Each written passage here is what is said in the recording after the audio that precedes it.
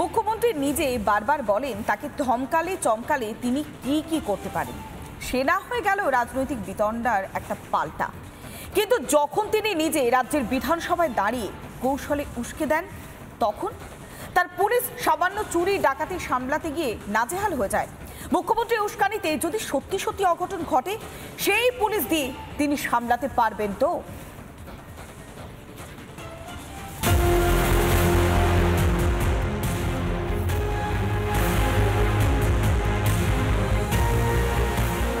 আপনারা শান্তিতে থাকবেন, আপনারা স্বস্তিতে থাকবেন, আপনাদের জীবনের নিরাপত্তা দেওয়ার দায়িত্ব আমাদের। তার কারণ আমরা থাকতে আপনাদের কেউ কোনো রকম অত্যাচার করতে পারবে না।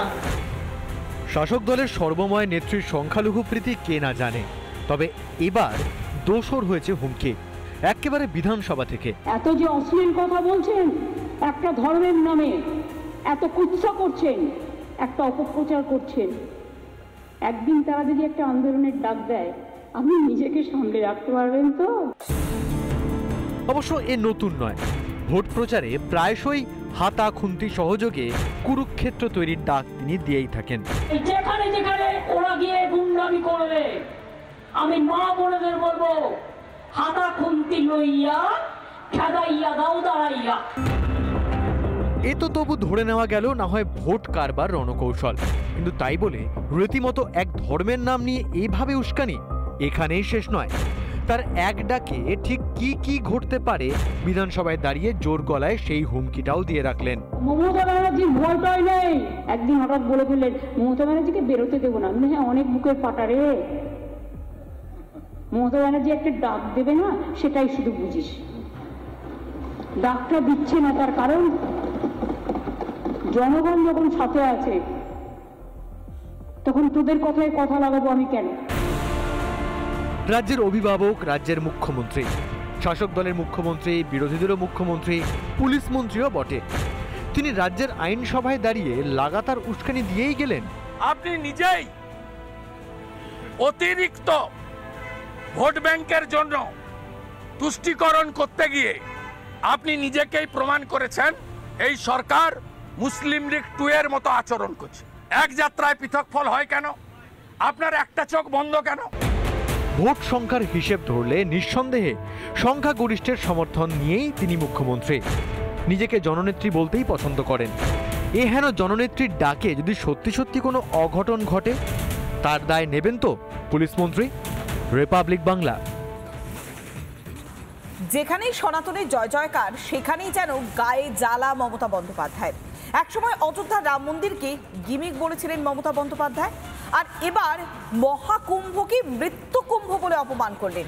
হিন্দু ধর্মকে অপমান করাটাই যেন অভ্যেসে পরিণত হয়ে গিয়েছে বাংলার মুখ্যমন্ত্রী। আমায় জিজ্ঞেস করছিল রাম মন্দির নিয়ে আপনার কি বক্তব্য, ইলেকশনের আগে একটা গিমিক শো করবেন বলে। মহাকুম্ভ আমি নাইবা বললাম, ওটা এখন মৃত্যু কুম্ভ হয়ে গেছে।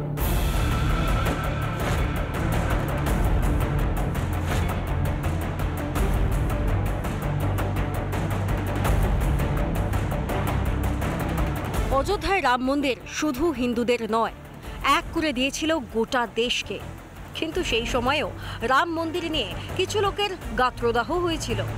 তাদের মধ্যে অন্যতম ছিলেন মুখ্যমন্ত্রী মমতা বন্দ্যোপাধ্যায়। কি বলেছিলেন তিনি, শুনে নিন আরেকবার। জিজ্ঞেস করছিল রাম মন্দির নিয়ে আপনার কি বক্তব্য, যেন আর কোনো কাজ নেই, একটাই কাজ। আমি বললাম ধর্ম যার যার নিজের, উৎসব কিন্তু সবার। আমি সেই উৎসবে বিশ্বাস করি যে উৎসব সবাইকে নিয়ে চলে, সবাইকে নিয়ে কথা বলে, একতার কথা বলে। আপনারা করছেন, করুন না, কে আপত্তি করেছে? আপনারা কোর্টের আন্ডারে করছেন, ইলেকশনের আগে একটা গিমিক শো করবেন বলে। মমতা বন্দ্যোপাধ্যায়ের রাম নামে অ্যালার্জি অবশ্য কারোর অজানা নয়। এবার মহাকুম্ভ নিয়েও তাঁর বিদ্বেষ চাপা থাকলো না। শুনুন বাংলার মুখ্যমন্ত্রী কিভাবে মহাকুম্ভকে অপমান করেছেন। মহাকুম্ভ আমি নাইবা বললাম, ওটা এখন মৃত্যু কুম্ভ হয়ে গেছে, মৃত্যু কূপের মতো। আর সেই জলটা আপনারা দূষিত করেছেন। সব জায়গায় হাত তুলে দিয়েছে। সে একবার হয়েছিল না, গণেশ দুধ খাচ্ছে, সব ওখানে স্নান করো নাহলে পবিত্র হবে না। মহাকুম্ভে কোটি কোটি মানুষের ভিড়। তৃণমূলের সাংসদ গিয়েও পুণ্য স্নান সেরে এসেছেন। কোটি কোটি হিন্দুর ভিড় দেখে মমতা ব্যানার্জির গাত্রদাহ হওয়ারই কথা, কিন্তু মহাকুম্ভের অপমান কি মেনে নেওয়া যায়? আপনি বলেছেন কুম্ভ মেলা ধর্ম করার জন্য নয়, টাকা রোজগার করার জন্য করা হচ্ছে। এত বড় অপরাধ ক্ষমার অযোগ্য। আপনার এই মন্তব্যের খেসারত আপনাকে দিতে হবে। মহাকুম্ভের অপমান নেহি সহেগি হিন্দুস্তান। এত হিন্দু ঐক্যবদ্ধ হলে মমতা ও তাঁদের ইন্ডি জোটকে ভারত মহাসাগরে ছুঁড়ে ফেলতে পারে। এটাই কি জ্বালার কারণ? দুর্ভাগ্যজনকভাবে একটা দুর্ঘটনা ঘটেছে, কিন্তু প্রয়াগরাজে মহাকুম্ভের আয়োজন নিয়ে পুণ্যার্থীদের বিন্দুমাত্র ক্ষোভ নেই। মানব জীবনে একবারই মহাকুম্ভে পুণ্য স্নানের সুযোগ আসবে, আর সেখানেও স্বার্থের রাজনীতি সনাতনকে অপমান করার অধিকার কে দিয়েছে মমতা বন্দ্যোপাধ্যায়কে? রিপাবলিক বাংলা। সংসদীয় আচরণবিধি নিয়ে জ্ঞান দিতে গিয়ে নিজের জালেই জড়ালেন মমতা বন্দ্যোপাধ্যায়। অতীতের উদাহরণ দিয়ে পাল্টা মুখ্যমন্ত্রীকে অপ্রস্তুত করে ফেলেছেন বিরোধী দলনেতা শুভেন্দু অধিকারী। আর বিরোধীদের সাঁড়াশি চাপে বিধানসভায় দাঁড়িয়ে অতীতের কর্মকাণ্ডে সাফাই দিতে কার্যত বাধ্য হলেন মুখ্যমন্ত্রী।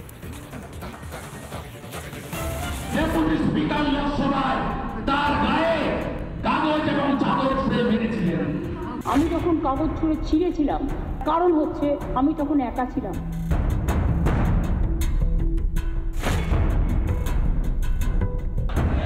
শুভেন্দু সহ 4 বিজেপি বিধায়কের সাসপেনশন নিয়ে কথা হচ্ছিল। সংসদীয় আচরণ বিধি নিয়ে বিভিন্ন জ্ঞানের কথা শোনাচ্ছিলেন মুখ্যমন্ত্রী মমতা ব্যানার্জি। তখনই মোক্ষম জায়গায় ঢিল শুভেন্দু অধিকারীর। অতীতের একাধিক প্রসঙ্গ টেনে এনে মমতাকে তীব্র আক্রমণ বিরোধী দলনেতার। এই মুখ্যমন্ত্রী নভেম্বর মাস 2006 বিধানসভার মেম্বার না হয়েও তিনি এখানে ঢুকে সব আসবাবপত্র ভেঙেছেন। 14 আগস্ট 2005 ডেপুটি স্পিকার লোকসভায় তার গায়ে কাগজ এবং চাদর ছুঁড়ে মেরেছিলেন। শুভেন্দু যেসব ঘটনার কথা উল্লেখ করেন তার প্রতিটাই সবার জানা। লোকসভার ডেপুটি স্পিকারের দিকে সাংসদ মমতাকে কাগজ ছুঁড়ে মারতে দেখেছিল গোটা দেশ।